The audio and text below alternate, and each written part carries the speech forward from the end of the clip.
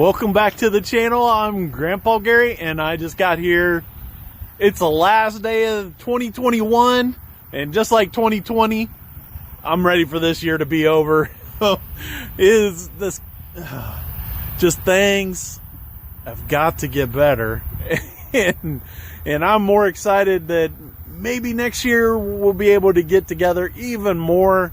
I'm hoping. I know that we did get some time together this year, but man, I really miss having those big events and everybody getting together. Anyways, guys, I got the new Corsair F4U-4 back out here again today to see. I mixed in a little bit of up elevator with the full landing flaps, so we'll see how that goes. I am flying it clean today. I took the drop tanks off. So we won't see it in the profile, which looks super cool, but hopefully it lets it slide through the air just a little bit better. Let's get this thing in the air and see how it does.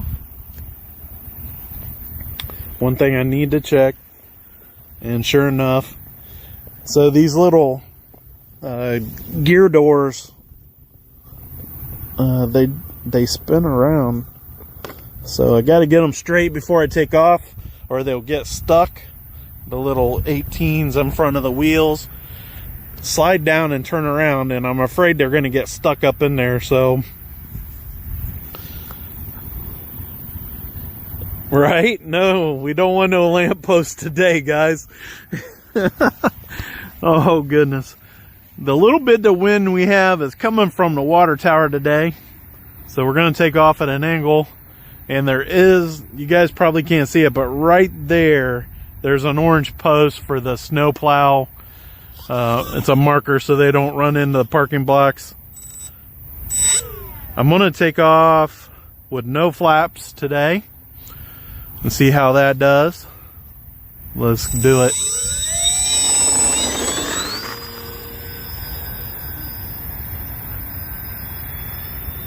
Full speed roll, gear going up, and I didn't have to raise the flaps because I didn't put them down.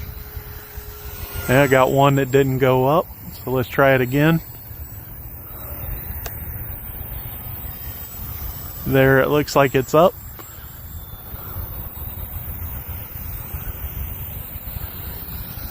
Nice. So with the drop tanks off of there, it did feel like it was climbing a little bit, so I'll have to remember that I did some down trim.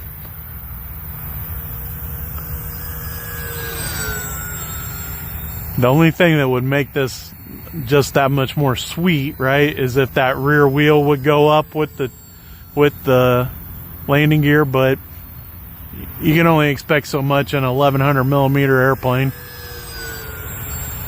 That's about 3/4 throttle, and it is doing really good. And this is still the 3S battery. I haven't done research to see if this is the same motor as the Bearcat to be able to switch it out to a 4S battery. In fact, the 4S battery that I got probably will not fit in the opening, at least not the way that I got the 3S in there. It's the 3S just barely fits in there, and the 4S is just a little bit bigger, just a tiny bit. So that's okay, because I like using the 4S in the Bearcat.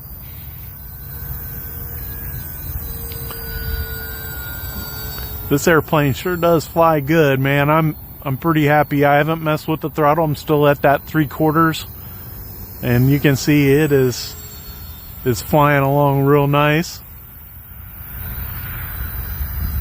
It was dropping down just a tiny bit there as I turned, which that that's, I expected to do that. When an RC plane doesn't do that, some of them don't, because of like the Mamba, the Aura 8 compensates for that to keep it from nosing over.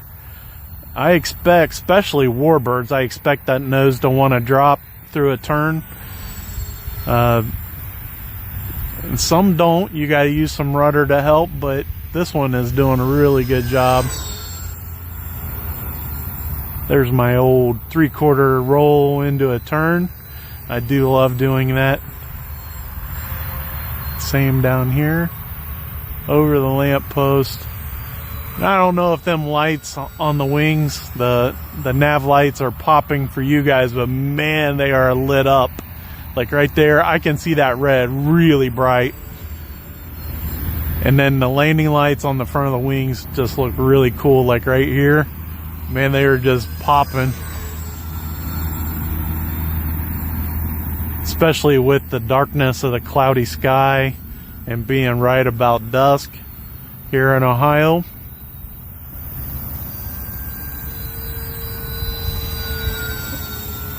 I love that move right there where I come in kind of high and it's coming down at an angle like this. Feels like I'm attacking.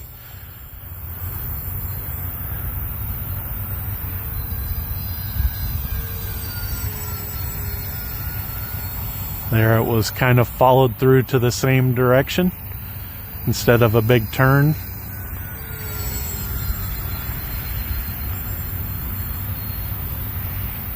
This airplane, I did make a small correction, and the flaps were down just a little bit in the up position.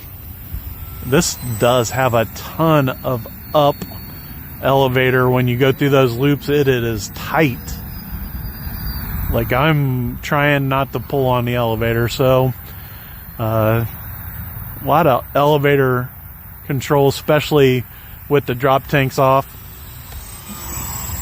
There's the gear, because I did get the timer just went off, so we'll take it down here to the other end and bring it around for the landing. Let's go to full flaps now. And like I said, I did mix in some up elevator, and with the drop tanks off of there, I might not have needed it, but I did get it to sit down. It almost went over on the nose, so very close, but we got it to sit. And you guys might have noticed I do have the Bearcat, so let's switch over and let's put it in the air too. Arrows. I'm starting to get quite a few airplanes in my radio. Somebody asked about a good radio to have all of the airplanes loaded into, and I believe any of the NX series of the Spectrum transmitters, so there's a 6-channel, 8-channel, 10-channel, those would all be a good option for that. And whoop, I went to full flaps instead of flaps off. Boy, the Bearcat, man. I got the 4S battery in there. I'm going about quarter throttle right there. It felt locked in. It looks super scale at this speed. And of course, you can really pick up the pace, especially with the 4S in there. It sounds really mean too. Let's bring it by full speed. Here we go.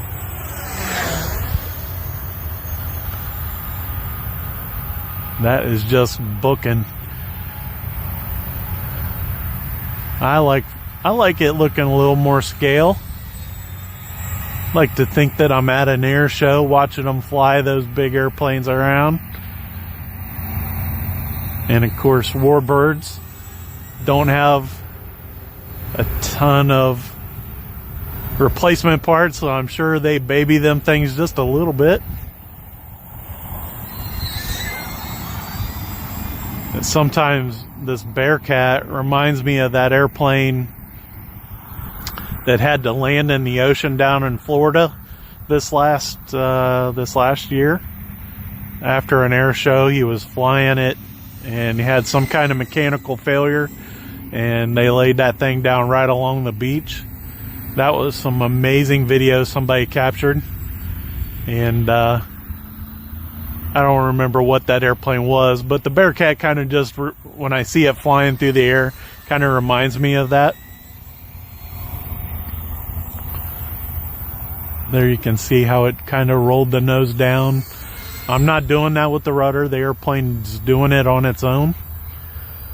And that's good for somebody like me that learned to fly bank and yank on everything. When you got an airplane that wants to stay up like that, and you got to correct with the rudder, it can get a little challenging when all you've learned is to roll and pull. And anyways, back to the transmitters. The NX6 is pretty good unless you start trying to program your own gains on gyros and things, because it doesn't have the adjustment knob. I would, if you're gonna start installing your own receivers in airplanes, like you're gonna buy one of these airplanes and put an AR630 in it, you might want to step it up to the NX8, because it's going to have that knob on the top of the transmitter so that you can adjust the gains. And I think that's really the only big benefit, as long as you're flying airplanes that only need 6 channels. Now, if you were to move into something a little more intense, like turbines or something like that, you're going to want to move into something with 10 channels or more, I'm sure. And that would be like the NX10, IX12, IX20. I don't have a lot of experience with the other brands, but I'm sure that Futaba has got good options. And there's always the open open whatever it's called,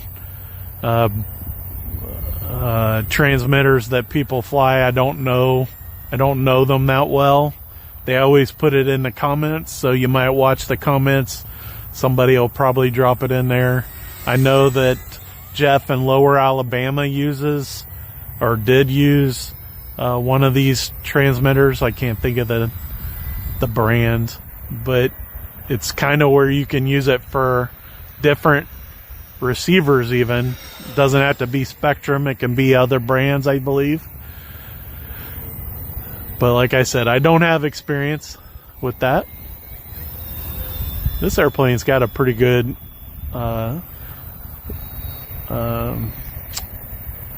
pitch control too. I was doing about the same. It feels a lot like the F4U. So as far as how good it does or doesn't fly, I would say it's just kind of up to you which one you like the way it looks. They both fly really good. Now this one does have a much bigger flaps built into the wing, and that's got to do with the curve in the F4U. Got the gear coming down, and I see them. So let's take it back around, and we should be able to slow this one down quite a bit more with the flaps. Here we go, full flaps.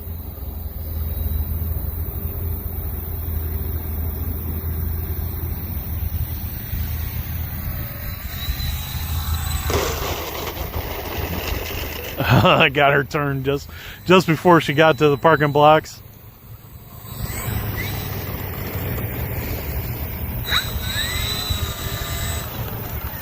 There you go.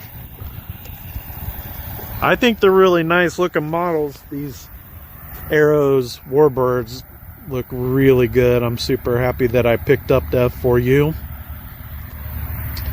Guys, thanks for spending the last day of 2021 with me, and I hope you guys get the opportunity to celebrate bringing in 2022, and everybody is safe and have a good time.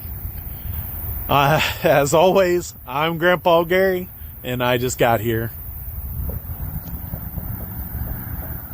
Thank you, guys.